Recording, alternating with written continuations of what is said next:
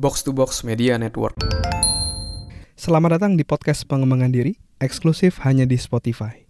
Podcast ini akan bantu kamu untuk mengatasi kegalauan di usia muda, sukses di usia muda, dan yang pasti terus bertumbuh setiap harinya. Agar kamu tidak terlewat setiap episode barunya, jangan lupa untuk follow dan nyalakan loncengnya ya. Selamat mendengarkan. Hai, Chandras Bordes, dan pada podcast kali ini saya mau sharing tentang gimana caranya mengatasi rasa burnout ya. Dan ini saya dapat pertanyaan yang masuk via email dari Hijriyah Sagittarius ya, mengirimnya. Jadi dia menyampaikan dan bertanya seperti ini. Hai Kak, selamat siang, semoga sehat selalu dan semoga dalam lindungan Tuhan. Sebelumnya makasih banyak Kak, berkat podcast Kakak akhirnya aku bisa lebih produktif. Jadi lebih terarah dan mendengarkan podcast pengembangan diri setiap hari buat aku jadi tahu gimana cara improve diriku dan gimana cara memulai. Dimana aku yang baru masuk di usia 20-an ya, di kepala 2. Saat ini aku merasa sedang berada dalam quarter life crisis. Jadi gak tahu dari mana dan merasa hidupku gini-gini aja. Dan dengerin podcast Kak Andreas buat pikiran aku terbuka. Terima kasih banyak ya Kak, semoga semakin menginspirasi dan kontennya bisa semakin memberikan manfaat buat orang lain. Semangat terus buat podcastnya, semoga podcastnya bisa lebih banyak yang dengerin dan aku selalu support Bang Andreas dalam podcastnya. Dan aku punya pertanyaan untuk Kakak. Gimana ya Kak caranya mengatasi rasa burnout dan merasa lagi capek kerja padahal udah healing sana sini? Tapi masih ngerasain itu kadang capek juga Kak. Aku berada dalam posisi dimana capek kerja tapi gak mau resign. Makasih Kak, mau dijawab ya Kak? Oke, mari kita bahas. Nah tapi sebelum itu saya juga mau ngajak kamu untuk join dalam free webinar saya ya, Destroy Your Mental Block. Gimana cara mengatasi mental block dalam dirimu yang selama ini menghalangi kamu untuk sukses. Di webinar ini saya gak sendirian, saya akan bareng-bareng bersama Daud Antonius, sahabat saya dari Psikolog ID. Kita akan bareng-bareng ngebahas gimana cara menghancurkan mental block dan membangun ya keyakinan, membangun belief, membangun identitas diri yang jauh lebih kuat. Kamu bisa join secara gratis di tanggal 2 April 2023 nanti via Zoom. Silahkan daftar sekarang, silahkan cek link yang ada di deskripsi. Daftar sekarang juga karena slotnya terbatas. Oke, mari kita bahas ya tentang bagaimana cara mengatasi burnout dan ngerasa capek kerja ini ya. Jadi ini adalah hal yang wajar gitu ya ketika kita ngerasa capek karena mungkin tuntutan yang terlalu banyak, tuntutan yang terlalu kuat, harapan sana, harapan sini, mungkin kerjaan, load kerja juga mungkin terlalu banyak sehingga membuat kita menjadi ngerasa capek untuk menyelesaikan itu semua ya. Bayangin ibaratnya kamu harus mengerjakan sesuatu dalam jangka waktu yang lama gitu. Pasti kan capek, gak ada habis-habisnya gitu. Ibaratnya kamu kayak megang gelas gitu ya. Memang gelasnya gak terlalu berat, tapi kalau kamu pegang terus berjam-jam pasti akan lelah juga tuh tangan. Nah maka dari itu penting untuk melakukan break, melakukan istirahat sejenak, melakukan healing tadi ya, istilah dari sahabat kita tadi.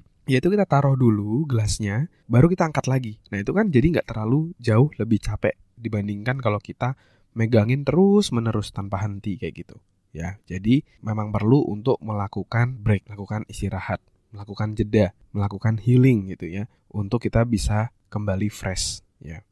Nah untuk melakukan healing biar kita nggak capek lagi ya, istirahat yang efektif itu ternyata juga ada ilmunya kayak gitu ya. Beberapa waktu lalu saya juga sempat nonton podcastnya dari Alexandro Ruby ya, podcaster di 30 Days of Lunch, tapi saya nonton di YouTube-nya ya. Dan dia ngebahas tentang burnout dan ini menarik banget. Dan dari situ saya juga belajar bahwa ternyata istirahat itu juga bermacam-macam tipenya. Nggak cuma sekedar tidur gitu, tapi macam-macam. Yaitu ada, nih saya bacain ya. Ada 7 tipe istirahat ya.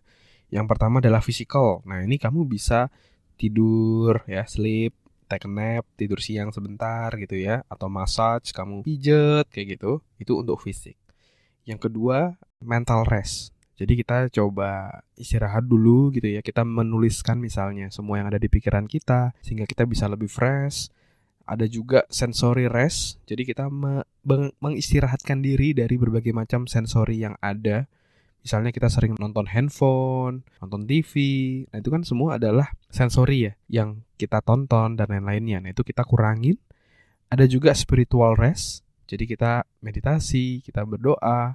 Ada social rest, kita misalnya bener-bener ngobrol sama orang tanpa ada distraksi handphone kayak gitu.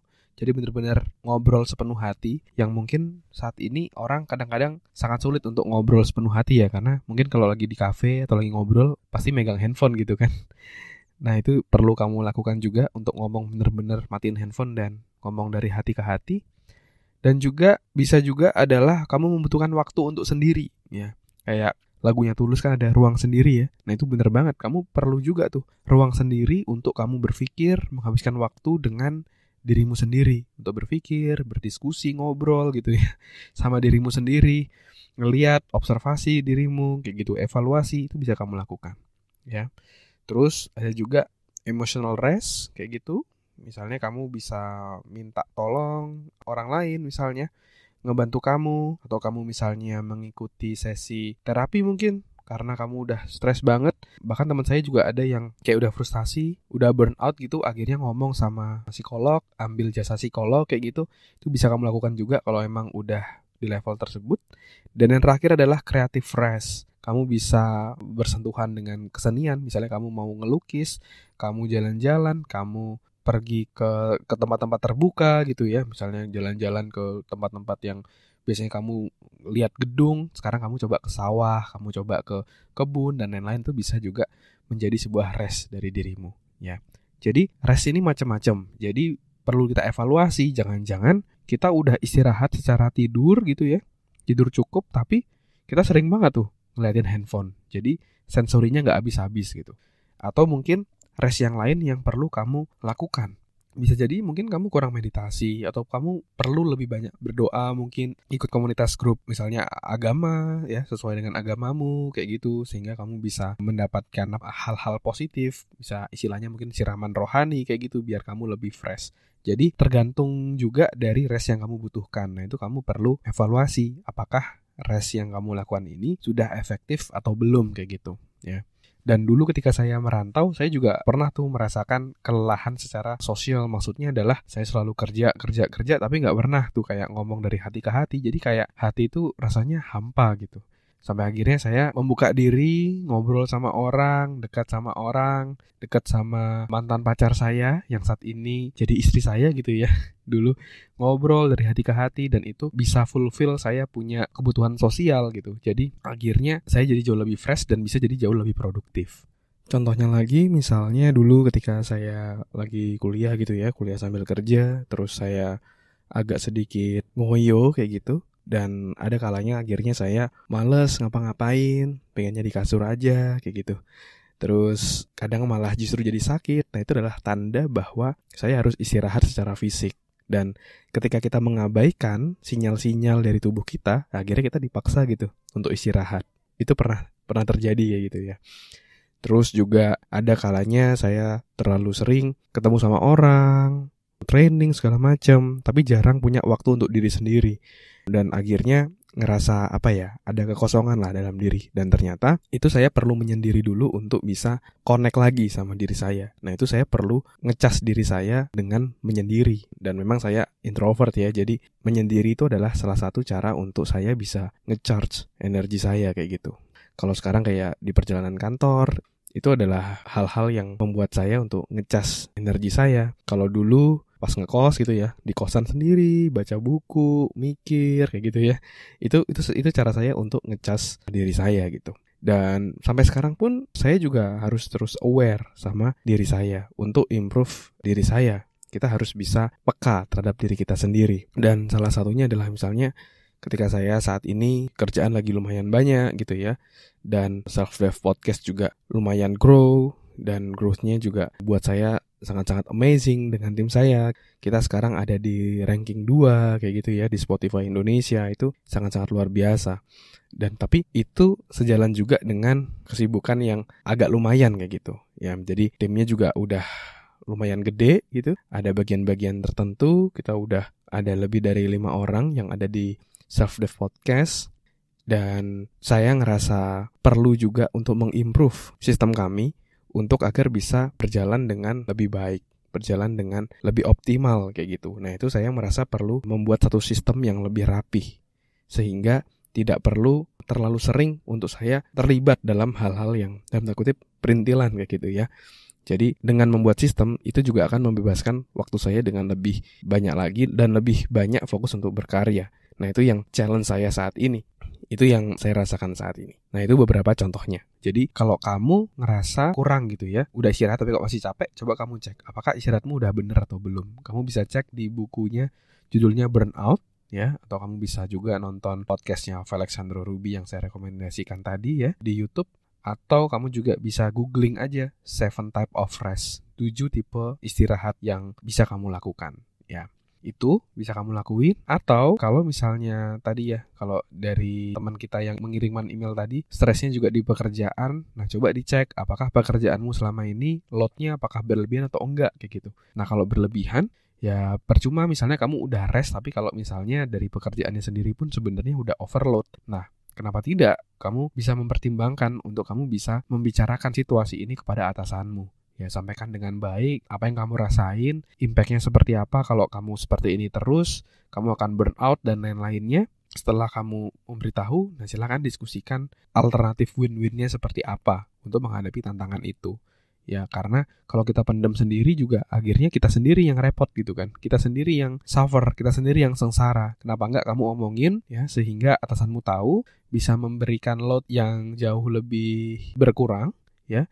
Dan mungkin selama ini apa yang kamu kerjakan bukanlah hal-hal yang terlalu penting gitu. Nah kenapa enggak dipilih itu pekerjaan yang hal-hal yang lebih penting. Karena pekerjaan itu sifatnya adalah harus win-win solution.